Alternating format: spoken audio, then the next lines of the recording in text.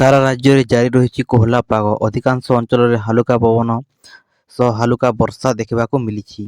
ଗତ 24 ଘଣ୍ଟା ମଧ୍ୟରେ ପୁରୀ ଜିଲ୍ଲାର ଗୋପରେ ସର୍ବାଧିକ 12 ମିଲିମିଟର ବର୍ଷା ରେକର୍ଡ କରାଯାଇଥିବା ବେଳେ କୃଷ୍ଣପ୍ରସାଦରେ 11 ମିଲିମିଟର ରେକର୍ଡ ହୋଇଛି। ସେହିଭଳି ଜଗତସିଂହପୁର ଏବଂ ଗଞ୍ଜାମରେ ବି ହାଲୁକା ବର୍ଷା ହୋଇଛି। ରାଜ୍ୟକୁ ପ୍ରବେଶ କରୁଥିବା ପୂର୍ବାଲି ତରଙ୍ଗିତ ପବନ ପ୍ରଭାବରେ ଏଭଳି ପାଗ ଜାରି ରହିଛି। ଆସନ୍ତା 3 ଦିନ ପର୍ଯ୍ୟନ୍ତ ଏଭଳି ପାଗ ଜାରି ରହିବ ବୋଲି ପୂର୍ବାନୁମାନ କରିଛି ଆଞ୍ଚଳିକ ପାଣିପାଗ ବିଭାଗ କେନ୍ଦ୍ର। ଆସନ୍ତା 2 ଦିନ ପର୍ଯ୍ୟନ୍ତ ପାଗ ଶୁଖିଲା ରହିବା ସହ 23 ତାରିଖରେ ଦକ୍ଷିଣ ଓଡ଼ିଶାରେ ହାଲୁକା ବର୍ଷା ହେବାର ସମ୍ଭାବନା ରହିଛି। ବର୍ଷା ପ୍ରଭାବରେ ବାୟୁମଣ୍ଡଳରେ ଜଳୀୟ ବାଷ୍ପର ପରିମାଣ ଅଧିକ ରହିଥିବାରୁ ତାପମାତ୍ରା ଉପରମୁହାଁ ହୋଇଛି।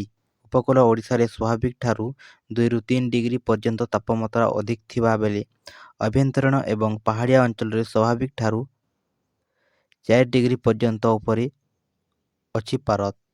5 ଦିନ ପରେ ପାଗରେ ପରିବର୍ତ୍ତନ ହୋଇପାରେ ବୋଲି ସୂଚନା ମିଳିଛି।